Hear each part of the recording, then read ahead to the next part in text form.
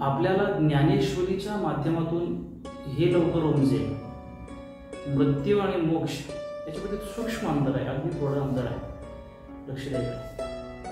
काय अंतर आहे मृत्यू आणि मोक्षामध्ये? श्वास संपणे, इच्छा बाकी. श्वास संपणे, इच्छा बाकी याचे नाव मृत्यू असे. आणि इच्छा संपणे, श्वास बाकी, इच्छा संपणे, श्वास बाकी याचे नाव मोक्ष असे. मृत्यू आणि मोक्ष याच्यामध्ये इतकं सूक्ष्म अंतर आहे. आपल्या जीवनामध्ये आपलं आयुष्य शिल्लक आहे, श्वास संख्या शिल्लक आहे, पण इच्छा सगळ्या संपून गेल्या. निरीच्छा इच्छाच नाही, समत्वाला प्राप्त झाले, सुख दुःखाची इच्छा नाही, त्याच्या पलीकडे गेले, हाच मोक्ष आहे. परंतु आयुष्य संपले आणि इच्छा खूप राहिलेल्या आहेत, खूप इच्छा बाकी आहेत जीवनामध्ये, आणि आता काळ संपला. त्याचं नाव मृत्यू.